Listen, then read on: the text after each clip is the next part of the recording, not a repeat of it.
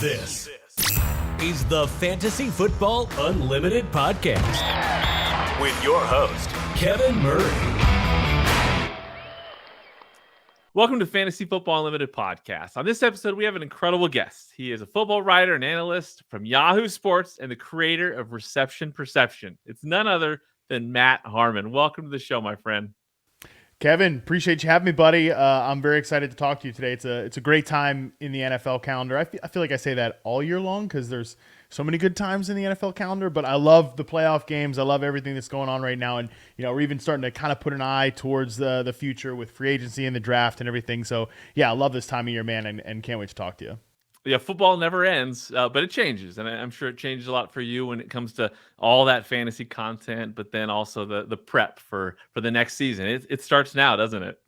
Oh, absolutely. I mean, it really starts like – and it's funny because sometimes the conversations are repetitive, right? When you're hosting a year-round podcast and stuff like that, it's like how much like can we recap the season that was in a way that is recappy versus like, all right, now we're talking about it in like a forward-leaning sense. You're juggling the lessons learned type of content versus the okay, now let's apply that to the future. So this is you're right. This is very much like an in-between time, but it absolutely never stops. It never stops, for sure. But, I've enjoyed your content for several years now. It's an honor to have you on here.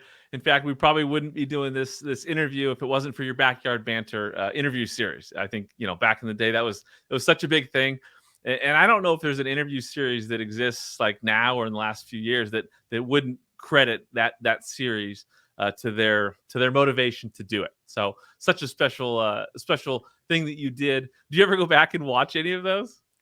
Every now and again, like because I do have a YouTube channel that we're putting some effort into at the Reception Perception podcast and stuff like that. But every now and again, like when I'm if I'm ever on the YouTube studio thing, right, it'll be like, oh, your very original videos are some of those Backyard Banter interviews. So I try to never watch anything that I do, honestly, because nothing drives me crazier than A, having to like hear the sound of my own voice, and then B, like starting to think critically about, much less like I could be hypercritical about my work on camera a week ago, much less like 7 years ago or whenever I was doing that. But I will say I loved doing that. I miss doing it just because I miss talking to like all of the good people. But when people ask me about every now and again, some people will still be like, yeah, Backyard Banter, love that. It's like, really, I feel like it was time to let other people kind of take that over. This show, other folks that are kind of emulating that interview show model. I'm glad that there's people still taking it up there because there's folks now that weren't doing content that I would certainly have loved to have on Backyard Banter. So I'm glad that I'm not doing it anymore. I'm glad that you and many other folks are kind of doing the whole thing there, which is great to see. Well, it's a ton of fun, obviously, getting to meet people. I just like it's funny watching some of those older ones because you can kind of see like where people were, that have progressed in the industry. So I would recommend anybody to go back and watch some of those old episodes because it's interesting, and it's entertaining too, to kind of see where people were at back in the day.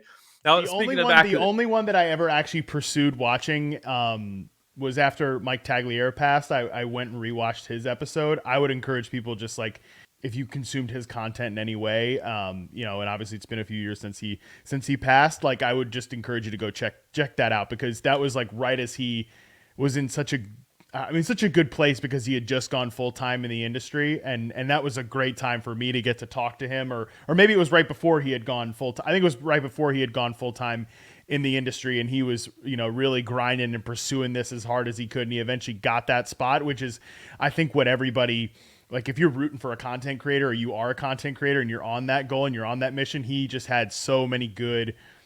Just like good nuggets and the good vibes that you need to kind of get that done. Like, I think that was one, it's always good somebody that's no longer with us to like be able to see them and hear their voice and all that stuff. But it's also great, I think, just to remind yourself like the work and the way you got to carry yourself, I think. And I think he was a great and like just a great, leader in that regard, in my opinion. That's a great recommendation, and absolutely so much wisdom there. I would recommend that too. I'll definitely try to share that link out there.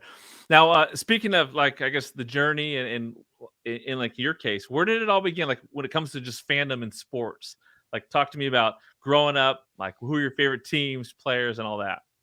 Yeah, so I actually grew up a Carolina Panthers fan because I was grew up in like the DC, not in the DC area, but in Virginia, right? So Washington at the time was the team, obviously here. And I was like, I got no interest in that, right? I'm not going down that road. I watched a lot of Washington football, growing up, man, and there's some real tough teams. We're talking about Jason Campbell checking down to Mike Sellers in the flat, 270-pound Mike Sellers. Those images are just burned into my brain. Some really bad teams there, and I always just appreciated watching Carolina just because my dad's from Carolina, my whole family, like the Harmons have actually been in Carolina since like before the before the Revolutionary War. That's where we ended up settling and stuff like that. So we've just been in Carolina forever. I felt a good draw to the area. My dad lives there now. Many family members still live there. So I grew up watching the Carolina Panthers. They were at the time, Steve Smith was the best player on the team. He's probably still the best player. Maybe him or Julius Peppers, best player in franchise history. Luke Kuechly also has an argument there as well, but I think it's probably Steve Smith. Not a coincidence that I ended up getting into studying wide receiver play later because he was my favorite player. And I've actually got a chance now to like talk to Steve Smith, meet, and have a relationship with him, which is really cool because I'm like, yeah, dude, I actually kind of do what I do now because of, watching you grow up, which he appreciated and stuff like that. So that was my team growing up. I really got into playing, really like dove headfirst into football. And it's funny, I think speaking of the Backyard Banter podcast, a lot of people I feel like around my age shared this exact same sentiments, like really became obsessed with football. I mean, obviously, playing it, stuff like that, but really became obsessed with like the X's and O's and team building and players by playing Madden. And like me and my best friend Andrew used to play Madden all the time, doing these fantasy drafts where, so fun. And, Madden, I don't play anymore, but it was like just so central to growing up. Like, you do these fantasy drafts where you draft the whole league over again. And I mean, my God, like the hours that I spent doing that, that was, I think, where I really became like obsessed with the sport. So did that naturally lead into fantasy sports and fantasy football? Yeah, and actually to bring Andrew up again, he was the best man at my wedding. We're still best friends to this day. he kind of always says like, yeah, you basically owe me your whole life. Like you gotta pay me like 10% of your salary or anything like that because the first fantasy league I ever got into, we were in, I think sophomores in high school at the time. And he was like, yeah, we need one more for this fantasy league. Do you want to join with us? I was like, no, I'm not. That sounds stupid. Like I've never played it. I've never done it. No way.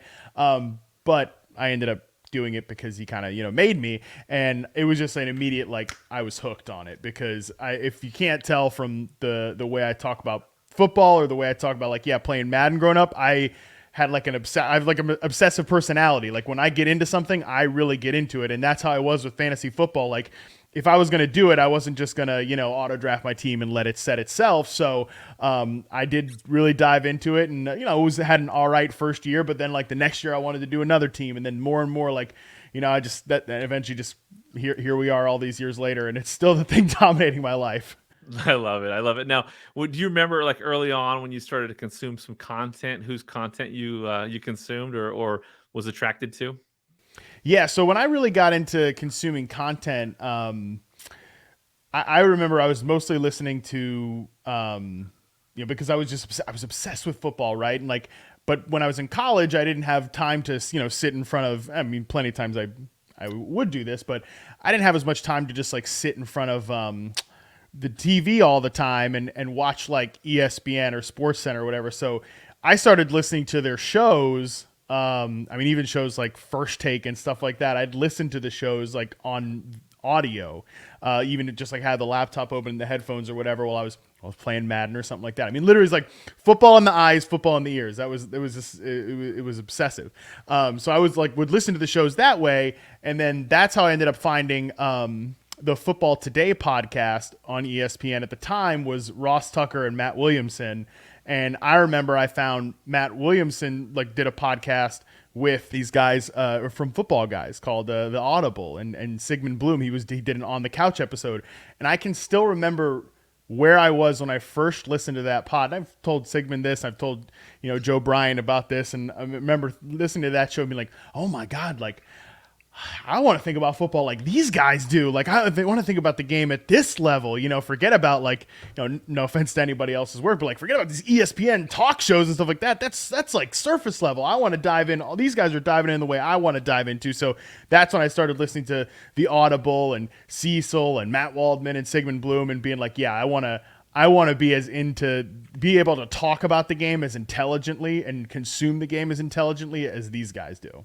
That's awesome. That's really cool. Now there's nobody better, there's no better example in the industry for someone who's created a niche, that's unique and kind of helps them stand out than you. I think, I've had so many people on this series, that mentioned you as someone who's inspired them to do something different. What inspired you to dive into creating content and go down that route of finding your own path? Yeah, so of course, kind of, it's a real continuation of this story we're talking about here, which is, again, being as obsessed about the sport as I was, people would start to tell me like, you should really, especially, I'm bringing up Andrew here, name drop again. He's like, you really, I guess I really do owe everything to him, because not only did he get me started playing fantasy football and Madden and all this stuff, really, he's like, you should start your own website, like, because you're this into it, you're spending all this time on it, you should really do it. And then I started Backyard Banter, the website, and just started kind of trying my hand at it, right? Like, all right, I'll do the things I would not advise people to do now, which is, like, I was doing NFL team power rankings and like fantasy football starts and sits type of stuff when, nobody's reading it. Right. And like, really it was just to get my feet wet, right? Like kind of be able to take what I was doing at the time. In when I started this, I just graduated college and I was really trying to pursue, I actually wanted to go back to school and pursue a PhD in what I'd got my undergrad in, which is like social theory and sociology. And I was taking these like classic social theory, and applying them to like online interaction in the digital age and stuff like that. A lot of things I still think about that I wrote in that thesis, I see, some of these goofballs doing on Twitter to this day. So it's just still applicable, but trying to take like how I was writing and thinking about things and put that into like a football spin. But, as I'm doing this and like, I'm starting to get out on Twitter and people are, finding Backyard Banter or finding these like film breakdowns I was doing, the more and more I thought like, okay, you know what? I actually really love doing this. I'm not satisfied where I'm at in my personal or professional life. I'm 22 years old at the time. Like, what if I just took a shot at doing this football thing like full time? If I don't do it right now, I'm never going to do it. I'm going to still have my job, but like try to get some opportunities and maybe eventually find my way into getting a job in this space. But I knew at the time, like, I was not going to do that without having something to stand out, because I was a total nobody. That I had no connections, I knew nobody. It's obviously like had nowhere to kind of make my ground on except just what I was doing on Twitter at the time, 10 years ago now at this point, and almost 10, 11 years ago now at this point, and just sort of I had nothing else to show for it, so I needed something to stand out, and that was what drew me to like, I want to answer the biggest question that I have about football, which is, what are wide receivers doing when they run off the screen, right? Like, everybody knows they're running all these routes in this game. You're lucky to get like 8 to 10 targets. Somebody should be giving them credit for all the good stuff that they're doing when they don't get a target or they don't catch a pass. Like, what if there was a way to just quantify like how good they are at getting open? And that was where reception perception started. And, the ball just kind of kept rolling from there. And so that's essentially like how you found a passion for wide receivers. It was just those curiosities.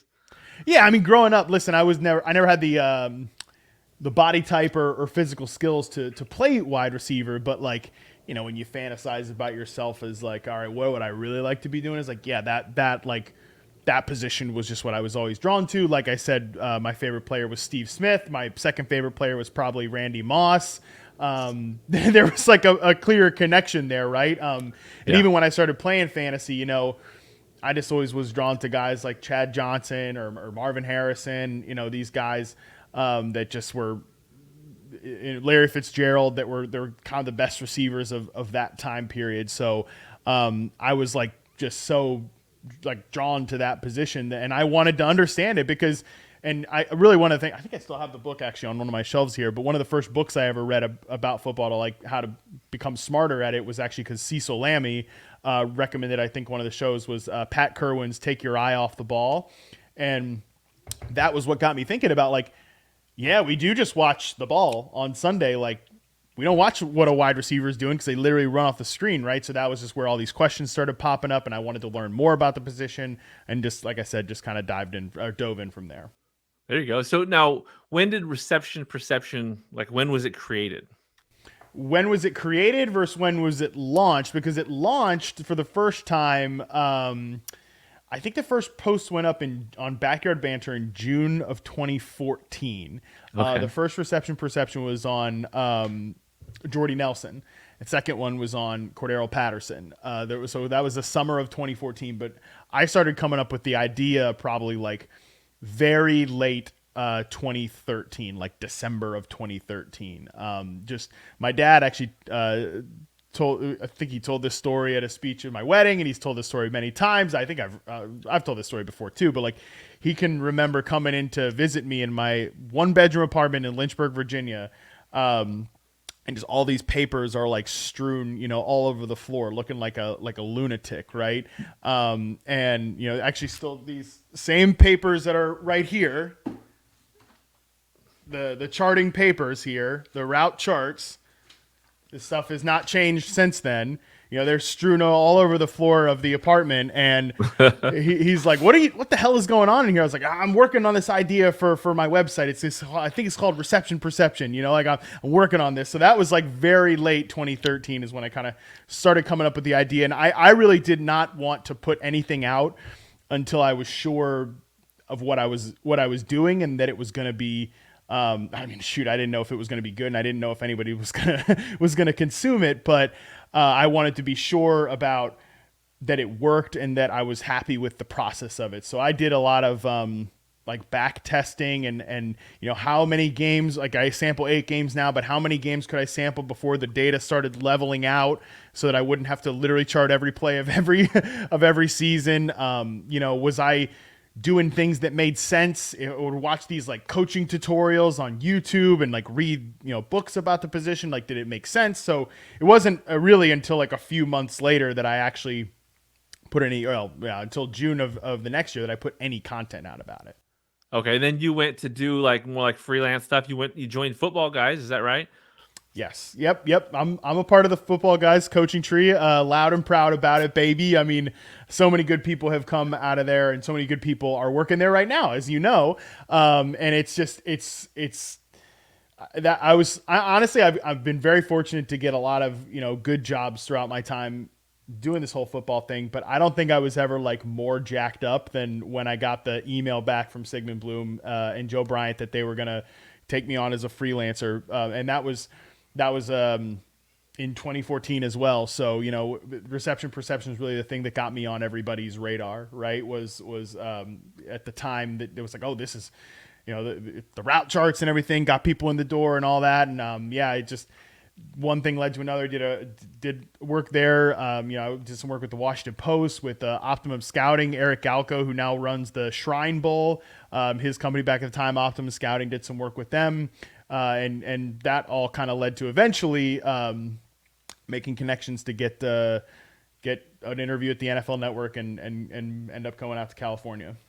Yeah, it took you from Virginia to California, and you had your years there. But so when it comes to like reception perception, in your words, like what is it? Like for viewers, listeners that don't even know what we're talking about, what is it in the words of Matt Harmon?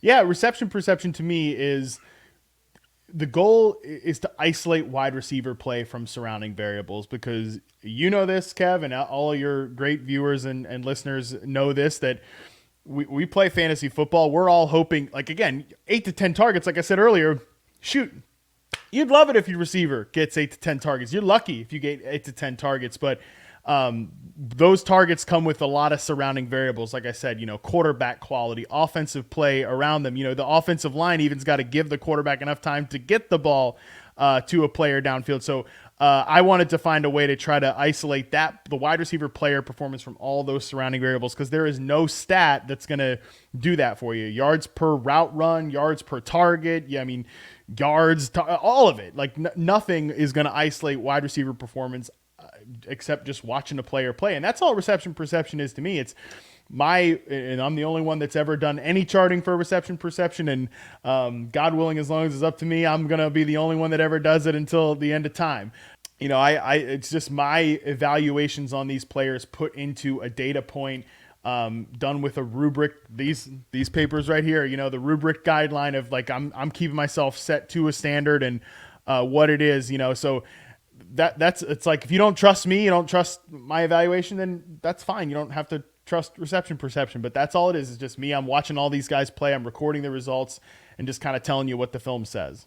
Yeah, that's awesome. Awesome stuff. So obviously reception perception spent some time in the UDK with the fantasy footballers. What was that experience like for you working with them? I mean, that was great because I had just kind of put out a random post about, hey, I was looking for, you know, in the off season at NFL Network, because originally I was there only as like a 7-month employee. So I had 5 months of the time to, you know, before going back for the next 7 months to kill in the off season. And, you know, I was like, hey, I want to do more reception perception stuff and would love to find a great place to put it, you know, beyond just at that point, it was like, I don't want to just put it on my own website that nobody's reading that. Right. I mean, it's funny now, you know, that's like what everybody wants to do is have their own website and their own, you know, subscription service and all that stuff. And obviously that's what we do now with reception perception. But, Mike Wright hit me up from the Fantasy Footballers. I had actually met those guys when I was doing a cross-country drive. They invited me out at their time, not their big boy fancy studio now. I think I'm still one of the only in-person guests. I think I might be the only ever in-person guest, certainly at the spare bedroom at Andy Holloway's house. So I'd met those guys in person. Andy's kids had played with my dog when we were doing the cross-country drive. So had a good rapport with them, and they just approached with the idea about, hey, would you want to include reception perception in the UDK? And I was like, yeah, hell yeah, let's do it. So it was a great partnership, and I think it was really good, certainly for me to, you know, I think we kind of, it's funny I say this story, and I don't think anybody at Yahoo would care, and it's a real good testament to those guys. But the funny thing about that is, Kev, when they first, you know, I was working with them, I was with NFL, and then I got hired with Yahoo in 2018. And at the time when I got hired there, I told them, hey, I have this existing contract with the Fantasy Footballers where I do reception perception with their draft kit, and it's an exclusive thing, and like it's really important to me that I still want to do that.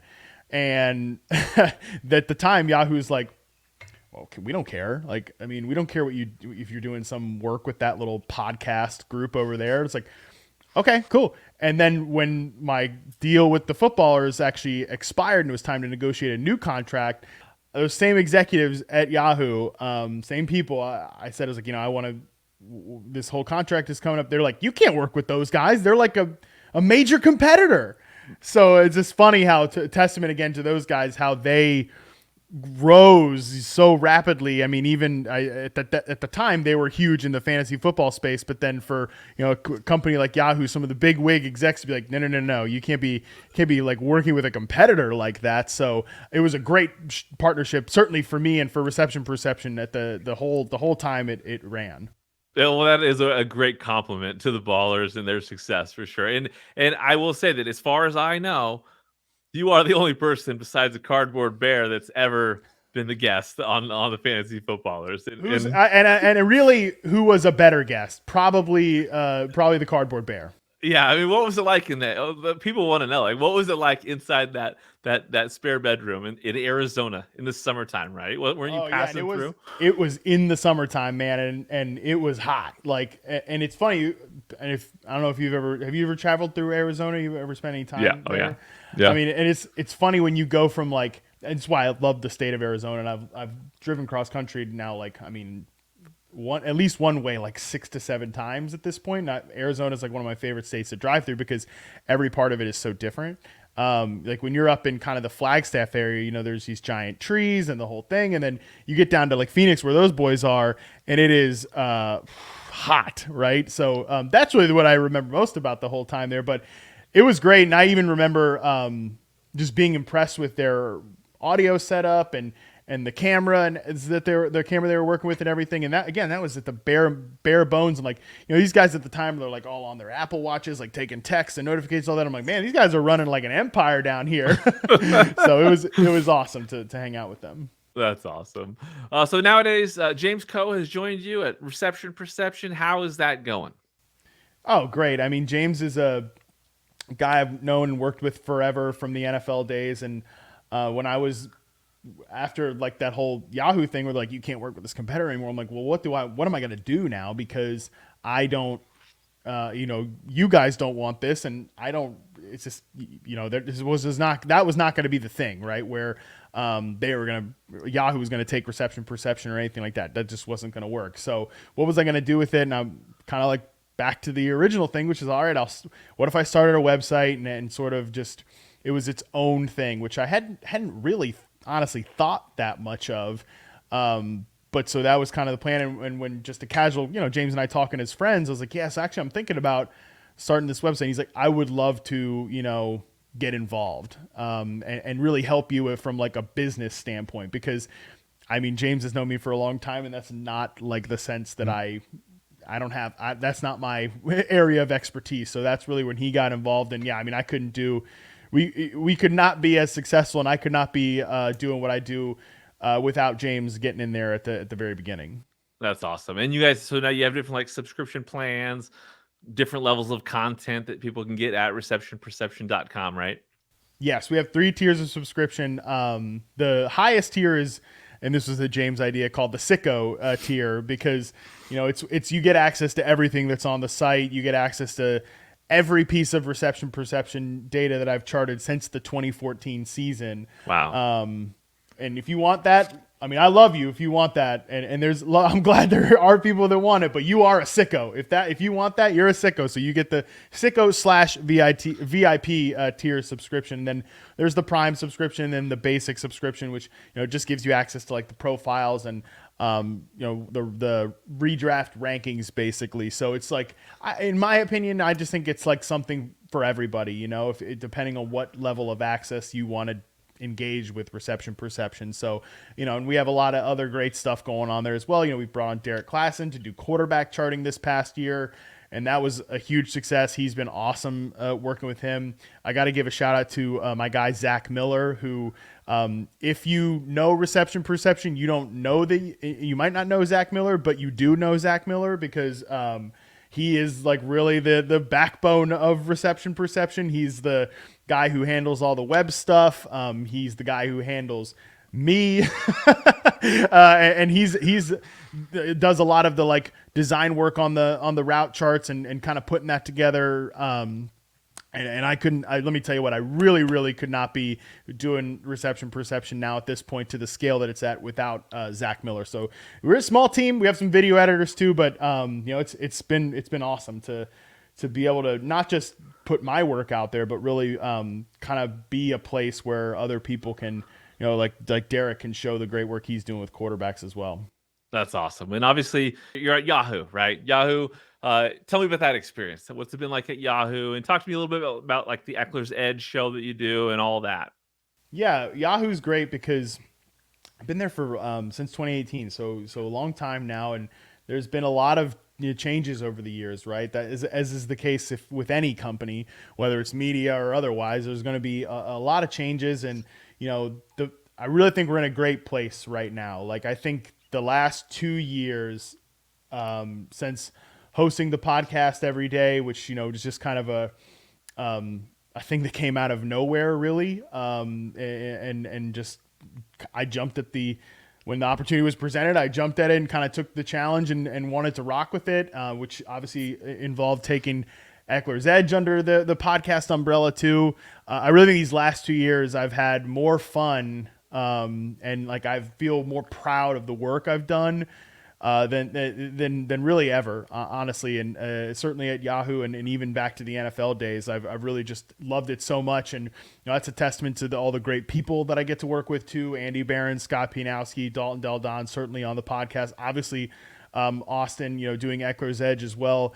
all the people that work, producers and everything. It's been a great, Jason Fitz coming this year on FFL. Lots of great people to name drop for sure. But I think the real fun part of working with Austin too is just, I had no idea what to expect. We had met once before, back in 2019. We actually did the pilot episode of a show that never ended up happening because it was like an in-person show, and we filmed this at I think we actually might have filmed it February 2020. So if you can fill in the rest, why that did not go through. But we did like a little workout show at the gym at Yahoo. Actually, Austin came out, and that was the only time we had met previously, and that was really before he had become really Austin Eckler, right? The whole thing. So, anyways, he's been great to work with, and he knows he's putting in so much more effort now into the show, and so much more. He's had some great stuff this past year. The Lions running back breakdown that we did with Jahmyr Gibbs was great, and man, it's been a fun show to host the last couple of years. Now, obviously, with all that content, you've definitely helped a ton of people win fantasy championships. In your case, from your experience, when it comes to playing fantasy, what do you love most about the game?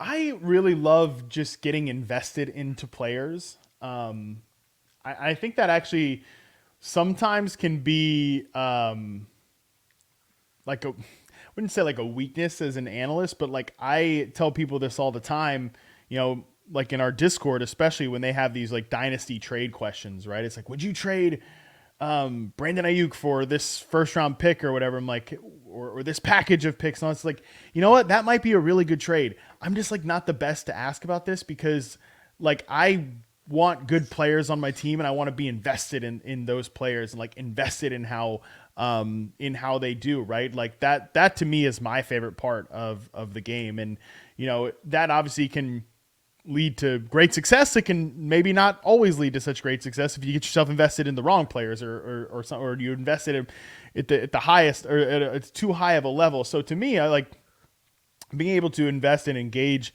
in the pursuit of these guys' dreams. This game is about the players, man, and that's another football guy's tenet that I always took, this game is really about the players. I loved Pete Carroll and his final press conference after getting axed as the Seahawks coach. He made that same kind of sentiment. And I thought that was just awesome because that's how I like to engage with the game.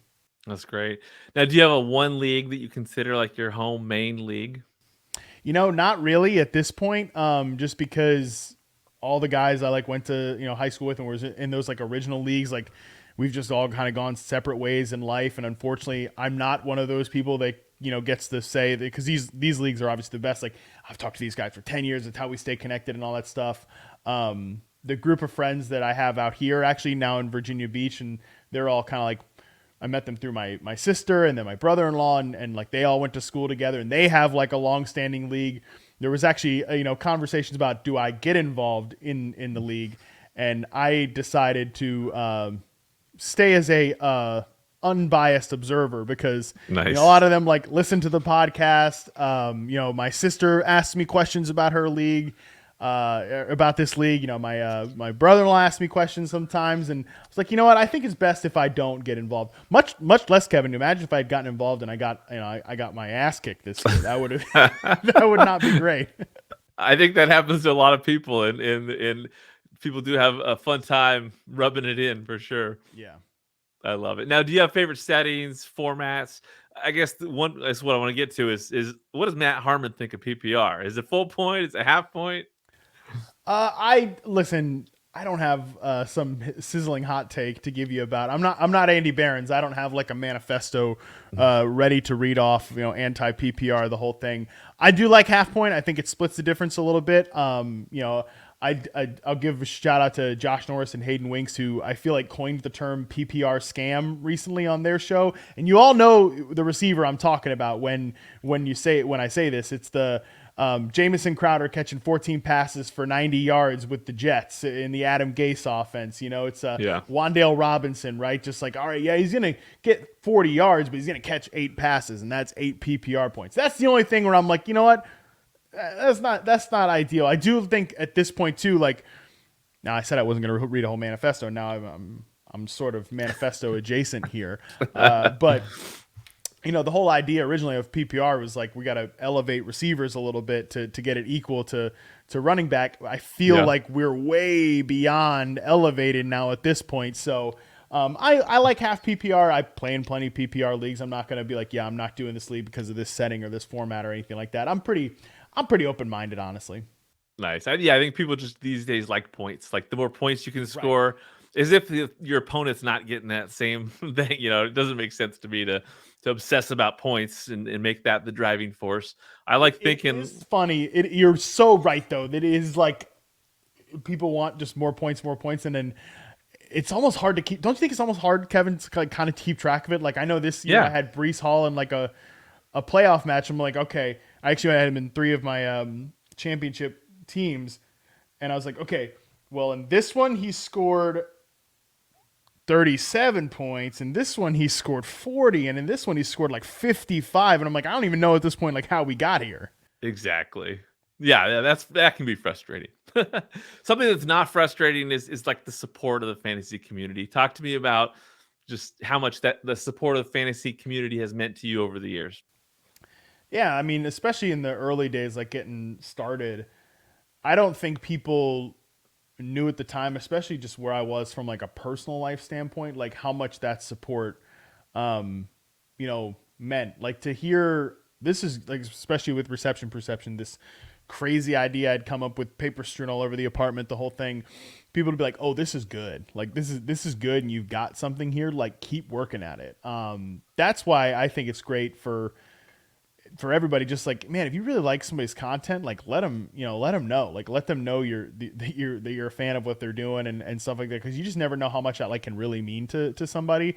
For me, it was certainly like, I can't like ever really repay all of that early kindness from the beginning days. And, look, with any community, there's going to be drama and bad apples and stuff like that, but it's like so easy to ignore that stuff and focus on the positivity. And I mean, especially being out at the expo where I got to meet you for the first time, I got to meet so many, that was my first expo. There's so many cool people that are just like easy to hang out with and really just, we're all obsessed with like a stupid game. We're obsessed with a stupid game about a game. Like how weird is that? But I think it's a great community that with a lot of supportive people and so much opportunity within it now as well.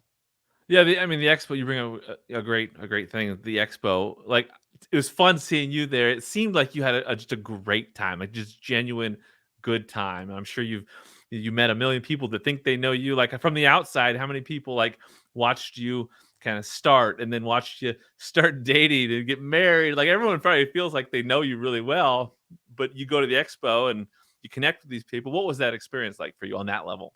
Honestly, a little like nerve wracking, and I don't get a lot of like social anxiety or anything like that, right? Because I am what I am, and I'm pretty unapologetic about who I am and whatever. But so I don't get a lot of like social anxiety about big events or anything like that. But weirdly, the expo was kind of the first time that I did, and I think it's a lot of what you're talking about, that like people have an idea of who you are, and I'm like, oh my God, what if I get there and like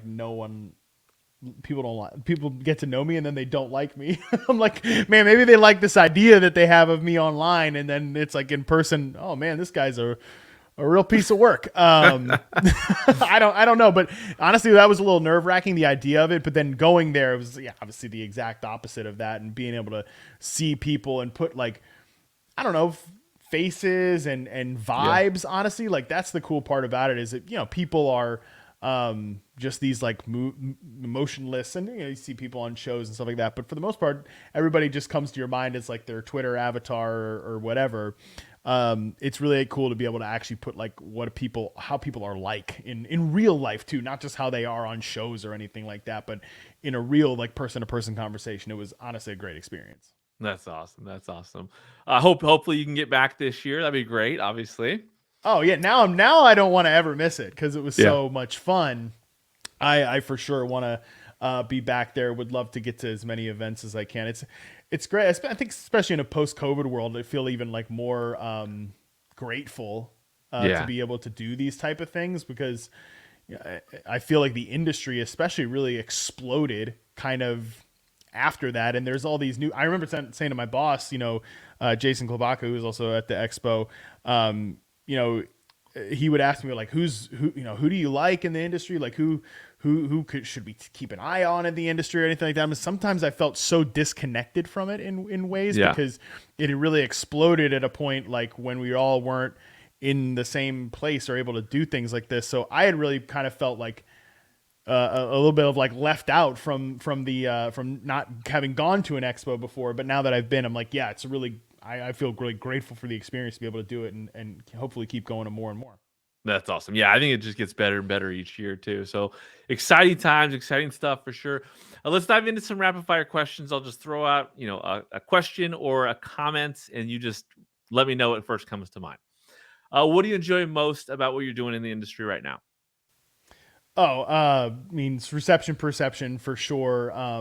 I love doing it, and I love that people are so into it. And honestly, the cool part about it is I learn something every year from reception perception and just the process of studying these players. That's awesome.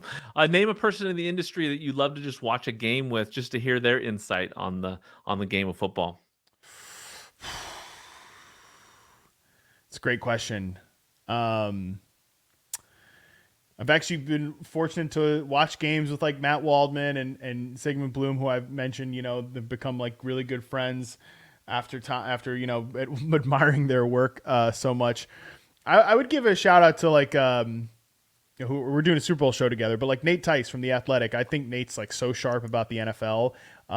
His dad obviously coached in the NFL and everything like that. I think I would love to sit down and like, as a game is happening live, like be able to kind of like, hey, what did you think about that or everything? Honestly, like players too. I would love to just see like what players think about players live. Because a lot of guys, now this is not a rapid fire answer, but if one thing I've noticed working with Austin and other players too, they don't really, some of these guys, until they're given a chance to talk about it and like, or they're just asked about it, they don't know how good they are at just noticing these things. You'd be surprised by that some of them are not like, I don't know how to like articulate like what's good and what's bad. But then you get them like, I'm like, hey, Austin, like watch Jahmyr Gibbs, come back on the show tomorrow and tell me what you think. And he like just drops gold, so nice. That would be awesome as well. Players. Yeah, that's a great answer for sure. What's been your biggest or your most difficult challenge thus far in the industry? Keeping up with everything, I think. Not just all of the new people, new websites and venues and stuff like that, but I mean, man, things are so different how content is distributed and how people find you. I mentioned Zach Miller, who does some of our YouTube stuff as well for Reception Perception. And, we were texting the other day about how things are so different now from a sports media landscape. Like he said that and I was like, you know what? Can I just get like put a meeting on my calendar so we can talk about that for like an hour? Because I feel so out of the loop sometimes about what's the right thing to do. And that's always changing everything. I think that's probably the hardest challenge for any content creator. And I think it's definitely been hard for me as well, working with like two big media companies. Sometimes it's really easy to get out of touch. Yeah, that's a good answer. What are your favorite hobbies outside of sports? Health and wellness, and smoking meat, any sort of cooking, really. I love to cook. I love to challenge myself and try new things, but yeah, I've really gotten into, my wife got me, and it was before we were married, but she bought me like the small sized big green egg, for our old place in LA, which, shout out to another dearly departed friend, Chris Wessling. He had a big green egg at his houses back in LA. And I was like, man, that looks awesome. Like, I want to cook on one of those things. I used to say that all the time. So she got me one for Christmas a few years ago. And I've become like obsessed with it. And now I have like way too many grills and cooking things up in the backyard here. But that's one of my hobbies for sure. That's awesome. Do you have a favorite musician or performer? Yeah, I've got Dawes album up here. They're easily my favorite band. I think Taylor Goldsmith is one of the best songwriters of his time. I've been fortunate to see them 3 times live when I lived in LA. They're my favorite band, and I mean, yeah, this Taylor as a songwriter is second to none in my opinion. Nice. How about a favorite TV show? Man, it's funny, like during this is a hard question to answer because there's so many good TV shows out there. But I'm such a sucker for, like, when the whole freak out about Peacock happened. We got to download Peacock, right? Or you go, oh my God, we got to download Peacock to watch an NFL game.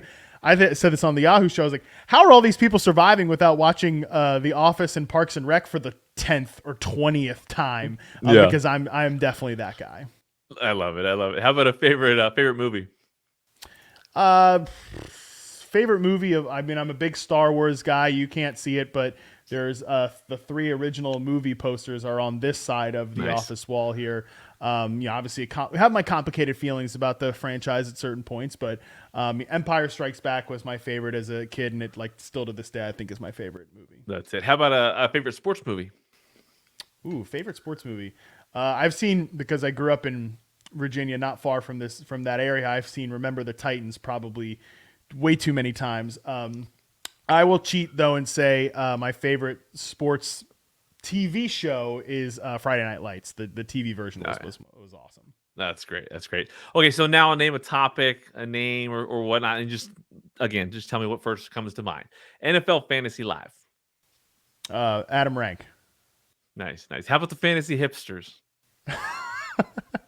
Outrageous. It's like, if we're doing just one word association, outrageous. I can't believe we ever got to do that on TV. This is outrageous.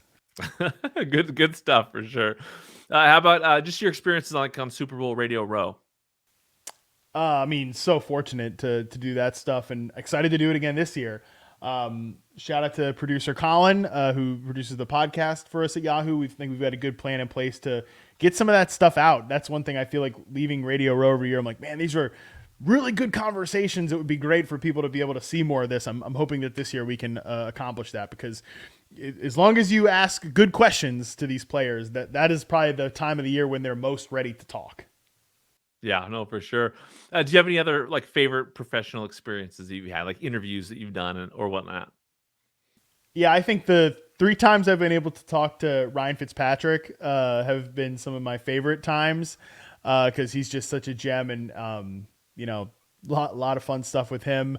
Anytime I've gotten to talk to receivers that I really respect, I've gotten a chance to talk to Stephon Diggs a lot over the years. That's been great. The best, though, the professional highlight was probably the first time I got to interview Allen Robinson the year after he led the NFL in touchdowns, and obviously was a big original reception perception flag plant. So that was a pretty cool experience. Nice. How about your pinned tweet from 2016? It's been there for several years. Obviously, there's a reason why it's still there. Talk to me a little bit about that. Yeah, so that is my weight loss story. I lost over 100 pounds several years ago. That pin tweet, was that from 2016? You probably looked at it now more recently than I have. So it's from 2016, and I think that I don't know, again, if we're a rapid fire thought on the whole thing, I would say that the journey has changed so much over the years, from a health and like I said, I would say health and wellness is one of my hobbies now at this point. It's something that it's not even just a hobby. It's just a part of my life, and a part of my routine. I could go on and on and on talking about it, and my evolved thoughts on it and everything like that. But yeah, man, I would say just it's a journey, man, and one that changes a lot through the years. Yeah, that's awesome. Now, I remember reading that way back in the day, and it's it's an inspirational story. Definitely something I'd recommend people diving into to learn a little bit more about where you came from. How about Charlie? Man, there's a guy that's changed a lot over the years. Man, Charlie is 11 or 12 years old now, which amazing, is wild, man. And it's cool that I think a lot of people that probably follow my stuff now might not even know about old Chuck, just because I don't post about him as much as I did when we were younger in our respective careers. But yeah, man, I love Chuck, and he's been with me through everything. He's got a sister. He's got Peach. We have 2 dogs. And seeing him, that's probably been one of the coolest things, actually, is seeing him become a second dog, because I never thought he'd be able to pull that off. But hey, man, he's my best friend. He's the guy. He's the one that every time I come in a room when I haven't been there in a while, he's like, man, that's my dude. And that relationship is something I'll always value. That's awesome. Man's best friend for sure. What are some of the things you're just most grateful for at this time? I'm grateful to feel healthier now than I right now in this moment than I have in the last like 3 years. From which is again a whole nother topic. I'm grateful for that. I'm grateful for my wife that she supports me in all this, because I mean, another, to bring it back around to Backyard Banter podcast, one of the real gems of wisdom that was ever dropped on that show was when Adam Levitan said that if you're gonna be in this business and you're gonna be in a serious relationship, or you're going to be married or anything. And at the time I was nowhere close to a serious relationship or married. He's like, if you're going to do this full time, your partner has to accept like an alternate lifestyle, is what he called it. And I mean, I'm sure you can echo this sentiment, Kev, and anybody else out there. It's true. So I'm grateful that look, I mean, this career has given me a lot, and it's given us a lot as a family, which I'm super grateful for. But it doesn't mean that it's always easy when we're at my sister's Christmas Eve party and I'm in the corner, hunched over, writing about like the Christmas Eve games that are on right now. That's not always easy when you're married to that person. But hey, I'm grateful that she's put up with me this far, and I hope she continues to. Hopefully she does, for sure.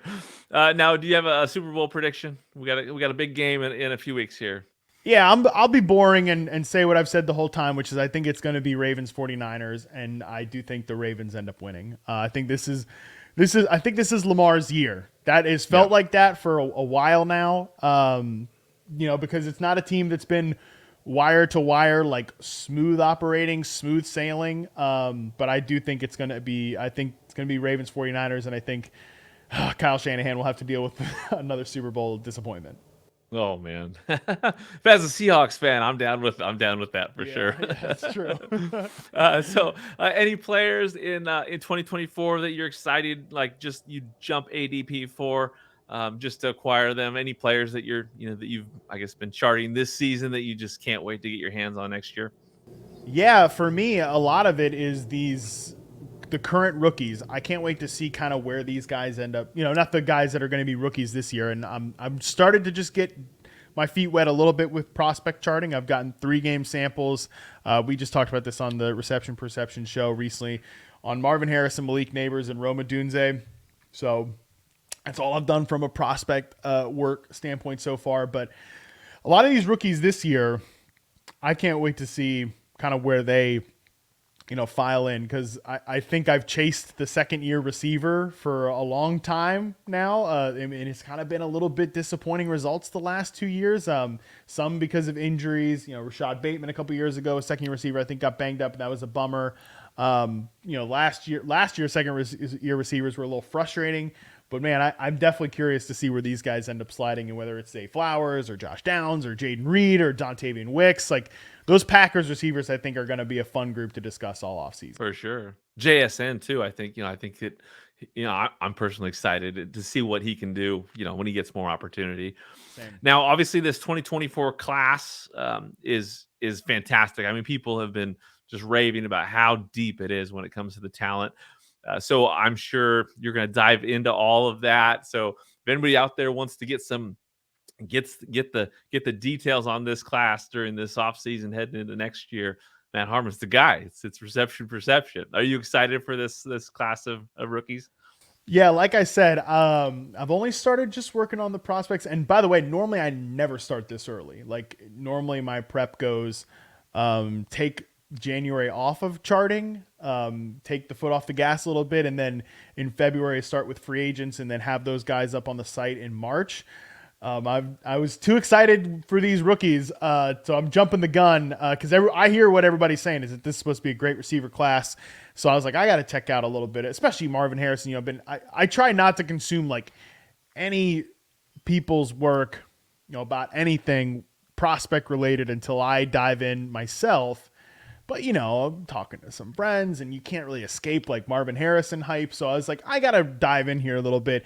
And I tell you, just 3 games through of those 3 guys that I mentioned, Neighbors, Adunze, and Marvin Harrison, if this is the top 3, like I can't wait to see what everybody else looks like, because I think these 3 guys are just what I've seen so far. And like, as I said on the Reception Perception show, don't hold me to this, like not accountable yet. It's only a 3-game sample, but like, man, these are going to be some big time Reception Perception data points that we're going to get out of these guys. I think they will probably all right now at this point profile like true top 10 tier 1 type of prospects.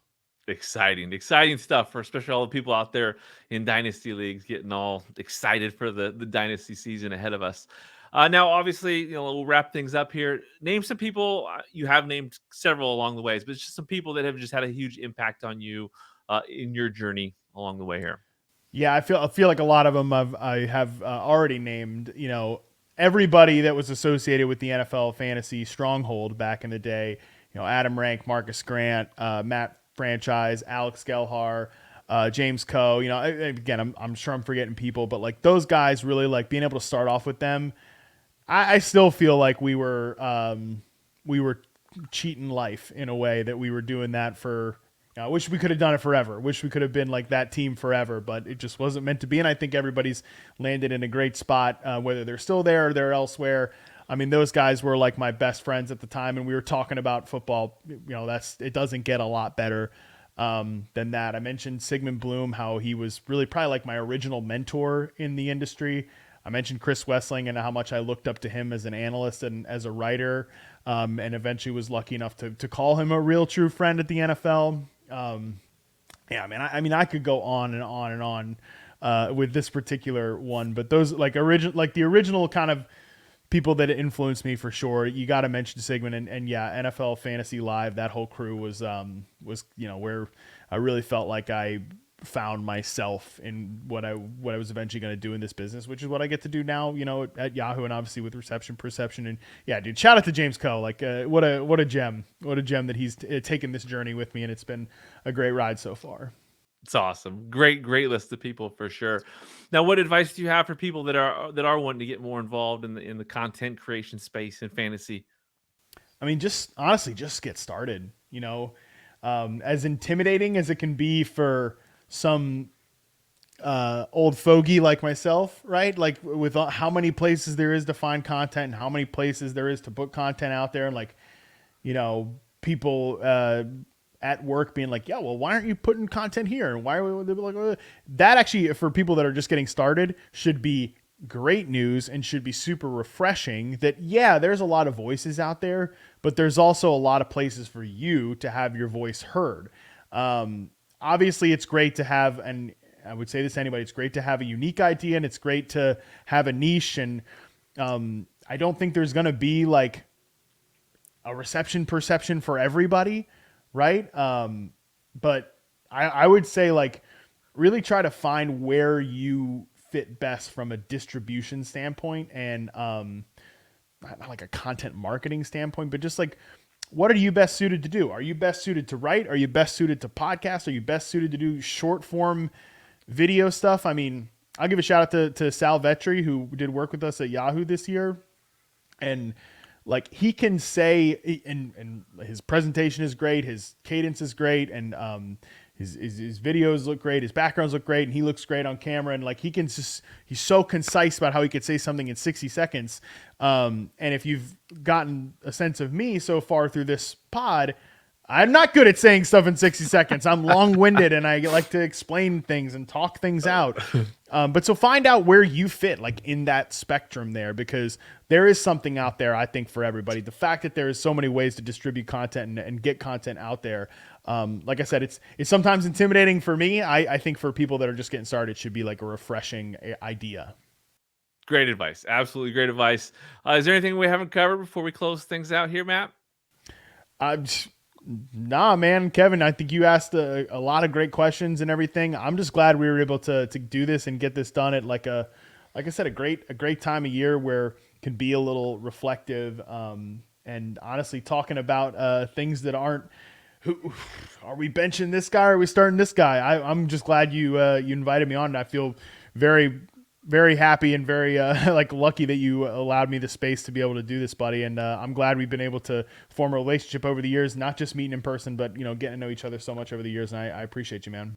Hey, it's my pleasure. Happy to have you on anytime. Again, admired your work for so long, and as a person, you're an exceptional guy. So happy to have you on here. Let the viewers, listeners know where they can find you. Yeah, you can find me on social media at MattHarmon_BYB. Reception Perception, mentioned the subscriptions earlier. If you're interested in that, definitely check it out. If you want to know more, hit me up. I've got a Discord where you can find me in, and obviously all of my work with the Yahoo Fantasy Football Show, YouTube, podcasts, wherever you get your shows, you can find us there, and we'll be rocking all throughout the off season. Absolutely. Well, thanks again for coming on. I can't wait to see what's next for you in 2024, and can't wait to see you in Canton, my friend. Hell yeah, man! I can't wait to get back out there. It's going to be great. But yeah, good. Just hope you're doing well, man, and hope everybody else enjoyed it. Like I said, it's a great time to be a part of this community, and I'm happy I've got a place here. Absolutely. Thank you for listening to the Fantasy Football Unlimited podcast. Until next time, be sure to follow and subscribe to all of FFU's social media accounts for daily content.